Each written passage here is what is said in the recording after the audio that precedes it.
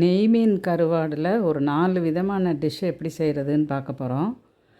ஒன்றொன்றுக்கும் மசாலாலாம் கொஞ்சம் தான் வித்தியாசம் இருக்கும். ஆனால் ஒவ்வொன்றும் வித்தியாசமான டேஸ்ட்டாக இருக்கும். எப்படின்னு பார்க்கலாம். முதல்ல கருவாடை ஒரு 10 நிமிஷம் தண்ணியில் ஊற வச்சு கழுவி வச்சுக்கோங்க. அதில் மஞ்சள் தூள், சீரகத்தூள், மிளகுத்தூள் எப்பயும் இந்த 3ம் சேர்த்துக்கிட்டிங்கன்னா வாசனை கரெக்டாக இருக்கும். ஸ்மெல்லு ரொம்ப அடிக்காது. இந்த மாதிரி அதை போட்டு நல்லா எல்லாத்துலேயும் கலந்து விட்டுக்கோங்க. கலந்து விட்டுட்டு இதுக்கு தேவையான தக்காளி, வெங்காயம், பச்சை மிளகாய், கருவேப்பிலை, கொத்தமல்லி தழை இதெல்லாம் எடுத்து வச்சுருக்கேன். சின்ன வெங்காயம் தான் யூஸ் பண்ணணும் எப்போதும் கருவாடு சமைக்கும்போது.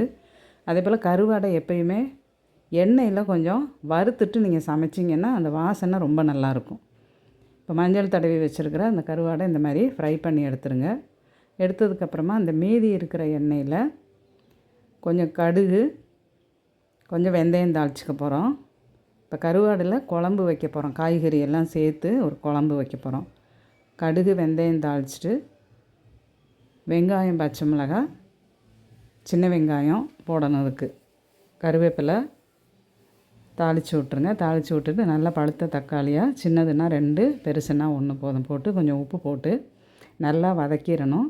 வதங்கினதுக்கப்புறம் ஒரு 3லேருந்து 4 டீஸ்பூன் அளவுக்கு உங்களுக்கு எவ்வளோ குழம்பு தேவையோ அதுக்கு தகுந்த மாதிரி மல்லித்தூள் போட்டு, அதில் குழம்பு மல்லித்தூள் போட்டு அதில் கொஞ்சமாக தண்ணி விட்டு முருங்கைக்காயை இதில் போட்டு முதல்ல வேக வச்சிடணும் நீங்கள். ஏன்னா முருங்கைக்காய் வேக கொஞ்சம் டைம் எடுக்கும். முருங்கைக்காய் நல்லா வெந்ததுக்கப்புறமா இதில் வாழைக்காயும் கத்திரிக்காயும் நீங்கள் கலந்துக்கணும். சேர்த்து போட்டிங்கன்னா இந்த 3 காயும் சேர்த்து நீங்கள் இதில் தேங்காய் அரைச்சி விட்டு இந்த குழம்பு வைக்கும்போது இந்த குழம்பு நல்லா டேஸ்ட்டாக இருக்கும். இப்போ இந்த காய் கொஞ்சம் வேக விட்டுறணும். வெந்ததுக்கப்புறமா இந்த கருவாடையும் நம்ம சேர்த்துக்கணும். நீங்கள் கருவாடு கூட வேணும்னா கூடையும் போட்டுக்கலாம்.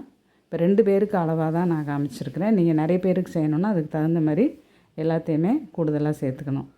புளி அளவாக ஊற்றிக்கோங்க. ஊற்றி இந்த மாதிரி நல்லா கொதித்ததுக்கப்புறமா கடைசியாக தேங்காய் ஊற்றி அந்த தேங்காய் நல்லா கலந்து வரணும். ஒரு கொதி வந்தால் போதும். தேங்காய் ஊற்றினதுக்கப்புறம் ரொம்ப கொதிக்கணும்னு அவசியம் கிடையாது.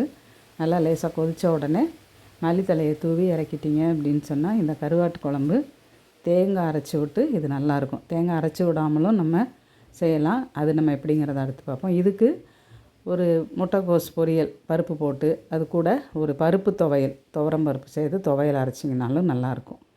அடுத்த டிஷ்ஷுக்கும் இதே போல் கருவாடை நீங்கள் கழுவி எடுத்து மஞ்சள் தூள் எல்லாம் தடவி நீங்கள் வச்சுட்டு திரும்பவும் அதை நீங்கள் கொஞ்சம் இந்த மாதிரி எண்ணெயில் போட்டு ஃப்ரை பண்ணி எடுத்துக்கோங்க.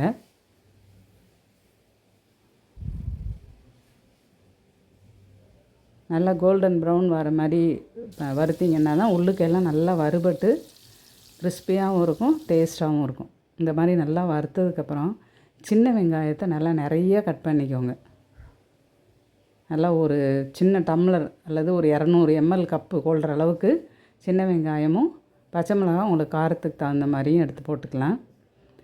போட்டு இதில் நல்லா கருவாடை ஒரு பக்கமாக ஓரமாக ஒதுக்கிட்டு முதல்ல வெங்காயமும் பச்சை மிளகாயும் நல்லா வதங்குற மாதிரி பார்த்துக்கோங்க. அது நல்லா வதங்கினதுக்கப்புறமா கருவாடை நீங்கள் உள்ளே சேர்த்துக்கலாம்.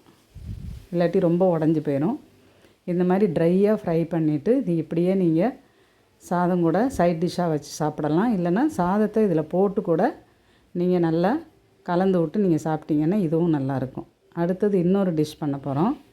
அதுக்கும் இந்த ட்ரை ஃபிஷ்ஷை நல்லா கழுவி எடுத்து வச்சுக்கிட்டு பூண்டும் வெங்காயமும், சின்ன வெங்காயம் தான் போடுறோம்.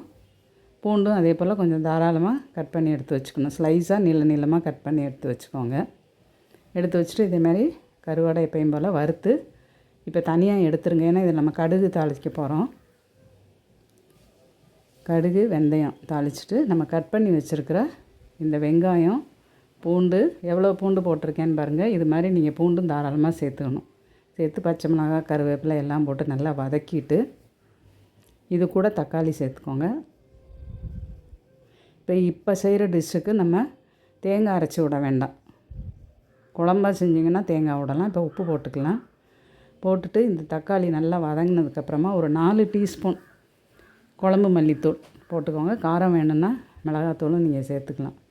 சேர்த்துட்டு கொஞ்சமாக புளி ஊற்றிக்கோங்க. அதிகமாக இதில் தண்ணி விடக்கூடாது. இது கெட்டியாக ஒரு கிரேவி மாதிரி செய்கிறோம். அதனால் ரொம்ப தண்ணி விடாதீங்க. இந்த பூண்டெல்லாம் கொஞ்சம் வேகிறதுக்கு டைம் கொடுத்து அது நல்லா வெந்ததுக்கப்புறம் இதில் நீங்கள் இந்த கருவாடை சேர்க்கணும். கருவாடை சேர்த்து உங்களுக்கு எந்த அளவுக்கு திக்காக கொண்டு வர முடியுமோ அந்த அளவுக்கு திக்காக கொண்டு வந்துட்டு இதை ஆஃப் பண்ணிட்டீங்க, மல்லித்தலையை தூவி எடுத்துட்டீங்க அப்படின்னு சொன்னால் இது வந்து கருவாடு கிரேவி, தேங்காய் அரைச்சி விடாமல் காய்கறி எல்லாம் போடாமல் இப்படி ஒன்று நம்ம செய்யலாம். இதுவும் நல்லாயிருக்கும். இது சாதத்து கூட வைக்கிறதுக்கு அதே மாதிரி பருப்பு கூட்டு வைக்கலாம். நான் அவியல் வச்சுருக்கிறேன். கூடவே பொட்டுக்கடலை தேங்காய் துவையல் அல்லது பருப்பு துவையல் அதையும் சேர்த்திங்கன்னா அந்த சைட் டிஷ்ஷு கூட இது சாப்பிட்றதுக்கு ரொம்ப நல்லாயிருக்கும். நீங்கள் இதையும் செய்து பார்க்கலாம். இந்த நெய் மீன் கருவாடு தான் இந்த மாதிரியான ஒரு டேஸ்ட் கொடுக்கும். முள் கருவாடெல்லாம் சேர்த்திங்கன்னா அது வேறு மாதிரி இருக்கும். ஒரு 1/4 கிலோ வாங்கினீங்கன்னா 2 அல்லது 3 நாளைக்கு ஒரு 3 பேர் இருக்கிற ஃபேமிலிக்கு அது சரியாக இருக்கும். அடுத்த டிஷ்ஷுக்கும் இந்த மாதிரி கருவாடை ஃப்ரை பண்ணி எடுத்துக்கணும். இதுக்கு நம்ம மல்லிப்பொடி தேங்காய் எதுவுமே யூஸ் பண்ண போகிறது கிடையாது. தொக்கு செய்ய போகிறோம். கருவாடில் தொக்கு. கடுகு வெந்தயம் தாளிச்சிக்கோங்க. தாளிச்சிட்டு சின்ன வெங்காயத்தை கொஞ்சம் நிறையா கட் பண்ணிக்கணும். அதே போல் பூண்டும் நிறையா கட் பண்ணிக்கணும். நைஸாக நீளமாக கட் பண்ணி போட்டுக்கோங்க. பச்சை மிளகாய் போட்டுக்கோங்க. நல்லா வதங்கி வரணும். நல்லா சாஃப்ட் ஆயிடணும் வெந்து. அது கூட தக்காளி 2 தக்காளி போட்டு அதையும் நல்லா வதக்கிக்கோங்க. கொஞ்சம் உப்பு போட்டுக்கோங்க. கருவாட்டில் உப்பு இருக்கிறதுனால கொஞ்சம் கேர்ஃபுல்லாக இருக்கணும். கொஞ்சமாக தண்ணி விட்டு இந்த போட்டிருக்கிற எல்லா இன்க்ரீடியன்ஸும் நல்லா வெந்துடணும். வெந்ததுக்கப்புறமா மிளகாத்தூள் மட்டும்தான் போடணும். மல்லித்தூள் இதில் போட்டிங்கன்னா திரும்பவும் குழம்பு டேஸ்ட் ஆயிரும். அதனால் குழம்பு செய்யாமல் நம்ம தொக்கு அப்படின்னு செய்கிறதுனால வெறும் மிளகாத்தூள் மட்டும் கொஞ்சம் போட்டு இந்த கருவாடையும் போட்டு இதில் நீங்கள் நல்லா கலந்து விட்றணும். கருவாடு 1-2 உடஞ்சி வந்துடும். அப்படி இருக்கும்போது தான் சாப்பிட்றதுக்கு உங்களுக்கு நல்லாயிருக்கும். இதை நீங்கள் சைட் டிஷ்ஷாகவும் யூஸ் பண்ணலாம். இல்லை சாதத்து கூட போட்டு நீங்கள் மெயின் டிஷ்ஷாகவும் நீங்கள் யூஸ் பண்ண முடியும். இது நல்லாயிருக்கும். இதையும் செய்து பாருங்கள். ஒவ்வொருக்கும் கொஞ்சம் தான் இன்க்ரீடியண்ட்டில் வித்தியாசப்படும். ஆனால் ஒவ்வொரு விதமான டேஸ்ட்டாக இருக்கும். நீங்கள் எல்லாத்தையுமே ட்ரை பண்ணி பாருங்கள். கொஞ்சம் கிரேவி இருந்தாலும் போதும். இந்த சாதத்தோடு சாப்பிட ரொம்ப நல்லாயிருக்கும்.